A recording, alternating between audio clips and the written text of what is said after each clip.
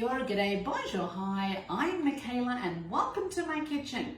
Today we are making baked apples. Now I do love apples as a dessert because they're naturally sweet, so you don't really need to add a lot to them to make them really nice. So we have applesauce before, an apple pie, and usually what I do with apples, if I'm looking for a dessert quickly, I will take a little sheet of puff pastry and I'll wrap the apple in it and then sprinkle some sugar on it and bake it in the oven. But today's recipe is with no pastry and no flour. So it calls for 6 apples, so I've already started preparing my apples. So you want to core them. Now I don't have a corer, which would be nice. Keep the skin on, wash them and dry them, and then just take out the middle. Now be careful you don't hit the bottom. You don't want the bottom to break, and you want to just take out all the pips inside. So I just kind of dig around a little bit to get all the pips out without cutting the bottom, or it will all leak through. Okay, and then when you've done that, you've got, here we go, there's another pip in there. You've just got a hole in the middle.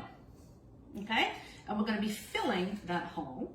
So we're going to put it in a baking dish that you've greased so they don't stick to the bottom. And then we're going to bake them in the oven. We'll put some water in the bottom of the dish as well. So that will help them bake. Okay, so let's just do one more. Take out all the pips. There's nothing worse than getting cooked pips. Now you can make it as big as you want in the middle, but if you want to keep most of the apple, I would just cut a little bit out. Okay, then we're going to make our filling. Here we go. Okay, so there we go. Right, there's one. There we go. All right, so we're going to take some oats and some pecans, chopped pecans, and I love pecans they're like a dessert nut, I find. So if you are craving something sweet, pop some pecans in your mouth because I find they're really good. They're like a sweet nut. It cuts that craving for sugar. Then what you want to do is it's got some ginger, some nutmeg, and some cinnamon. So we want half a teaspoon of ginger. Take my half. Sprinkle that on. Half a teaspoon of nutmeg, or I might use a little less, so it's not too much. And then a teaspoon of cinnamon, which always goes great with apples. Then you want to mix them up together. There we go. So it's all nicely mixed. And then we want to take 2 tablespoons of maple syrup and 2 tablespoons of coconut oil. Now, where is my tablespoon?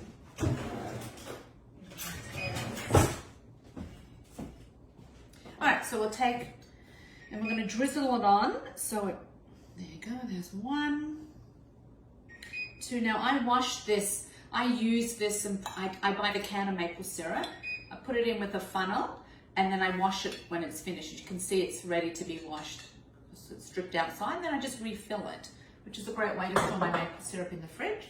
And then we've got some melted coconut oil. I use the organic kind. Don't use too much of it. I use a lot less. I usually use way more olive oil. And then you just want to mix all this up together so everything's mixed nicely together. And we're going to stuff the inside of our apples. Now you're going to preheat your oven. You're going to pop it in the oven. And it will bake nicely and it will smell really good. I used to have a teacher at school and she used to tell us, when you get married one day and you've worked hard and you come home and you have nothing, you're going to serve them an omelette, just fry up some onions and then your husband will come in and go, oh, what's for dinner? And you serve them an omelette. Well, it's the same thing with apples. When apples are cooking, it smells really, really good. So you could just bake some apples and serve them an omelette. Okay, so here we go. We're going to stuff the inside of our apples, pack it in. You might need to use your finger. And then whatever's left over, I'm going to sprinkle in the bottom so it'll cook nicely. Okay, there we go. So it's all stuffed in the middle. Now if you do the hole a little bigger, you can obviously stuff more in. So I might do that for the others, because otherwise it doesn't take a lot. Just remember, you don't want to cut the bottom. Just going to make them a little bigger so we can put a little bit more stuffing in. There we go. Okay. And then we will put some water in our dish and bake them. Okay. Now, if you wanted to add some raisins to this, you could do that as well. I think this would be really nice. And just, you can make it ahead of time. Bake them at the last minute, or bake them, you know, if it's a dessert for dinner, then just bake them while the main course is on. But get them, prepare them ahead of time so you're ahead of the game.